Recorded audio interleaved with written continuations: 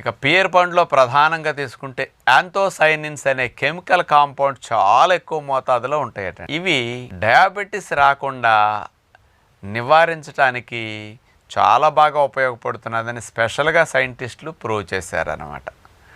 ఇందులో ఉండే యాంథోసైనిన్స్ ప్రధానంగా ఎక్కువ మోతాదులో ఉండటం వల్ల రోజు ఒక పియర్ పండుని ఒక వారంలో ఒక 5 రోజులన్నా సరే పియర్ పండుని రోజు కనుక తీసుకుంటే వీళ్ళకి డయాబెటీస్ వచ్చే అవకాశం 23% నుంచి 43% వరకు తగ్గిందట. డయాబెటీస్ వచ్చే ఛాన్స్ని రాకుండా నిరోధించడానికి పియర్ పండు స్పెషల్గా ఉపయోగపడిందని సుమారుగా 2 లక్షల మంది మీద పరిశోధన చేసి నిరూపించారనమాట.